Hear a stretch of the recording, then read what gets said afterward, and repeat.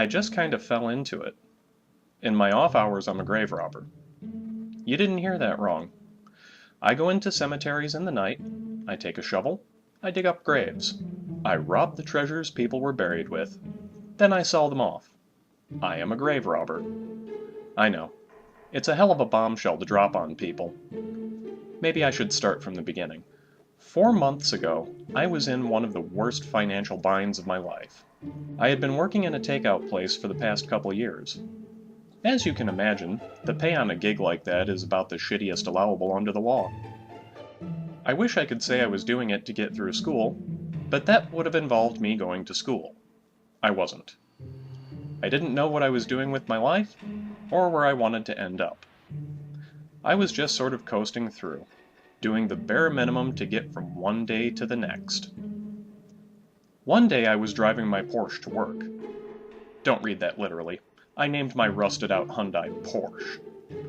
Along the way, I heard it. First there was a sputter. Then there was a rattle. Then I felt the thing shudder. And then my car was dead. As you might imagine, being a month behind on the electric, and with rent due in a week, I needed this about as much as I needed a heavyweight boxer punching me in the balls. I pushed the thing into a parking lot, locked the door, and walked the few additional blocks to work. I was in a mood the whole time at work. You can't exactly get excited making chicken wraps for people while you're earning minimum wage, and probably out of a job given that you can no longer get to and from work. One of the other workers, a grimy middle-aged guy that we just called Jackson, noticed my mood. "Why you acting like your sister bit your dick off?" He had a way with words. You care about a non-stripper? "Well, you can screw off then, asshole. Forget I asked." My car died. "Get it fixed." Yeah, I don't have that kind of money. "Let me take a look at it after work." I scoffed. Yeah, how much is that going to cost? "Less than a mechanic." I agreed to Jackson's offer, mostly because I had absolutely nothing left to lose. Though the shift dragged on, we did finally, mercifully, get off. I hopped in Jackson's car, a horror the likes of which has never been topped since in life, and we drove off to my dead car. Jackson popped the hood and poked around at the engine for a bit. I figured he was just faking it, but soon enough he slammed down the hood and announced, "Yep, she's dead." "Fuck. "Get a new one." I don't shit gold bars, Jackson." Jackson started to size me up. The way he was looking at me was strange. I didn't know if he was going to try to buy a kidney off me or pimp me out in the local ghetto. My fears only got worse when I heard him say, "Hey kid, I've got a business proposition for you." "I'm not sucking anything." "Nah, don't get me wrong. This job is gonna get you dirty. But it's a wash your hands dirty, nothing worse." I didn't know whether to run or what. But if this guy was dropping me a lifeline, I was out of options. Okay, what are we doing? "Hop in the car, kid. You'll see." Jackson drove us to a stretch of highway not far outside the city. He pulled us off into the woods. This was all screaming dodgy to me, but I had no choice, really. He had me get out, and then popped the trunk to his car. He grabbed a shovel and said, "All right, grab one." What the fuck are we doing? "You'll see. Now grab a shovel." I did as I was told, and we tromped off into the woods. There was an overgrown pathway leading back in. He didn't say much of anything, except warning me to watch my step here or there. Soon we got to it. "Here we are, kid."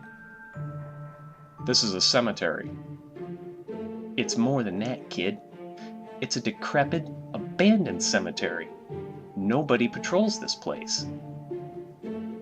So? "So pick one, kid.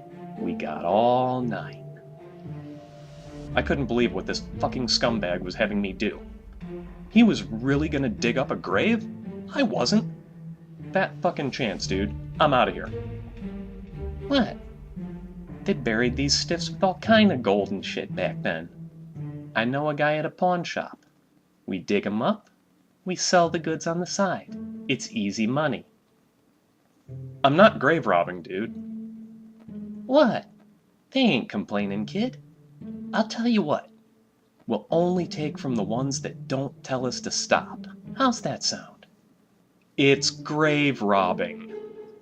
Yeah? So it's a little frowned on. You need the money. You think the company that owns Top Choice Takeout is gonna give it to you? So we're robbing the dead. Those pricks are robbing the living. Take a cue, kid. You gotta rob to get ahead in this world. Now are we digging or what? I don't know if it's that he actually had a point, or I was just desperate, but I finally agreed. I pointed to the headstone in the corner of the place. It made sense to be methodical about this. He put our shovels in the dirt, and we got to work. 2 men digging a 6-foot hole is not a quick or easy task. It takes hours. This took us hours. I wondered if we'd been wasting our time when we hit something. It was the badly deteriorated lid of a coffin. We cleared away the dirt from the lid and pried it loose. I had thought a little bit while digging what it might be like when we encountered the body. Even under Jackson's flashlight, this was something I wasn't ready for. The body was dried flesh, largely flaked away from the bone underneath. I tried not to smell or anything, but the truth is there wasn't much aroma besides the smell of dirt. Jackson got to work. The body must have been a woman because there were necklaces and rings on it. Jackson got busy stripping them off. I hardly knew what to do. I just stood there while he did it. It took us a bit to get out of there, but there was a nice little bag of loot. Covering the thing up was a tad easier than the digging, since we could just push the dirt back into the pit. Jackson tossed the bag of loot into the car, and we drove off. I didn't say a word. I was tired, dirty, shocked at what we'd done, and more than a bit worried we'd get caught. We arrived at the pawn shop around 3:30 a.m. Jackson brought me in and introduced me to the owner. He just called him Carter. Carter knew where we'd gotten all the loot from. He didn't ask questions. He offered us an absurdly low price for the haul. I tried to protest, but Jackson just explained that this was the cost of discretion. In spite of it, I walked out with a nice cut. I couldn't argue with $500. Jackson asked, "So what are you gonna do with the money?" Damned if I know. It's not enough to get a car that runs. Kid, you agree to keep going out to the cemetery with me, and I'll agree to drive you around for a while. We'll be digging buddies. I thought about it for a while. All right. That night after a long shower, I slept. I had a disturbing dream. I was in a cemetery in the daytime. I was planting flowers on a grave when I heard a voice call me. I turned around and saw a figure off in the distance. As I walked toward it, I saw the decayed woman from the grave. She pointed at me, though her mouth didn't move. I heard a disembodied raspy voice, hauntingly saying, "Thief, thief, thief." I woke up in a sweat. I hoped this wasn't going to become a regular thing. Jackson picked me up in the early morning.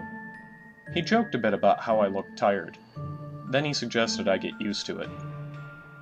The routine was pretty much like the routine always was at the takeout place. Show up, punch in, get yelled at by managers, wish you were dead, go on break, wish you were dead again, go home. Only we didn't go home.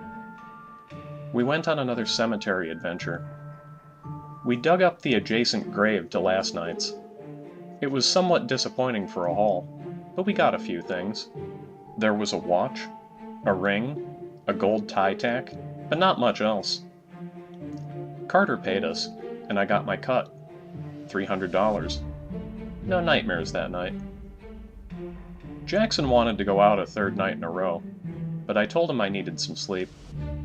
He wondered if I was getting cold feet on the thing, but I told him I really did need to catch up on some sleep, but was up for it the night after. He reluctantly agreed, and true to my word, I went there for another grave. We got another impressive haul on this one. Thank you, Reverend Something or Other. My cut was a good $600. This was more than enough now to buy a run-down used car and have something to get around in. Jackson could figure it out, and was curious. So does this mean you're out of the game? I thought about it. It was tough work. It was illegal. It was kind of creepy. And it was paying for my car. No. I'm in it for the long haul. The dream came again that night. It was similar to the previous. I was back in the cemetery in the daytime. I was putting a wreath on the grave. There were piles of dirt everywhere. I heard the noise again and turned around. There were 3 bodies standing there, pointing at me.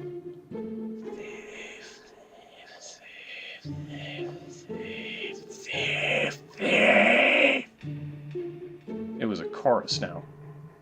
I awoke with a start. Tough break, fellas. This gig paid well. Jackson and I kept up the grave robbing for several months. We were indeed becoming diggin' buddies. We'd be at work, prepping chicken meat, and one of us would hold up a bone and say, "Remind you of anything?" We'd shovel lettuce onto the wraps. Oh, and puns and jokes were everywhere. I was doing pretty good with the regular money coming in. I was catching up on bills, and started to put some money into the bank. Of course, the dreams kept coming. More and more corpses would be there each time, pointing. Their voices were turning into a legion of angry corpses. I stopped even waking up. I was even getting flippant in the dreams, even going as far as to say, "Are you done yet?" When I got to work today, Jackson wasn't there. I figured he took a day off and went on about working. I went home after work and checked my messages. There was one on there, so I played it. It was Jackson. Hey kid, I got clipped for a little baggie I hit. I don't want to talk about what was in it. I need someone to bail me out. It's gonna take at least $1,000. I know it's a big favor, but diggin' buddies gotta do each other favors, right? Yeah, Jackson, that's a hell of a favor. I didn't have a full grand to spare at the moment, but I knew how to get it. A solo job. I pulled into the woods at sunset, got my shovel, and headed off to the cemetery. If those things took a long time to dig up with 2 people, 1 was a nightmare. By 4 I was getting ready to quit, but I finally hit a lid. I cleared off the dirt and tossed the shovel out of the pit. As I opened the lid, it was starting to rain. This guy was loaded with stuff. Best haul yet. I picked and picked and picked the jewelry off him, loading it into my goodie bag. The rain was coming down in sheets now, and starting to pool down in the grave. I picked the body clean of trinkets and hauled myself over the edge of the grave. As I stood up on the edge, I felt the soil give way beneath. I lost my footing and fell back into the grave with a splash and a thud. The fall was jarring, so much so that I didn't immediately notice half my femur sticking out of my thigh. I tried to pull myself out of the pit, but the dirt just crumbled in my hands. I was far too heavy to pull up with one leg. As I looked up to the lip of the grave, the torrential downpour was causing clumps and blobs of mud to start washing into the grave. I could see the impending mudslide. I turned next to me, and floating was the closed-mouthed corpse I'd just plundered. I know. Thief. The mud ensured he'd have plenty of time to give me a lecture.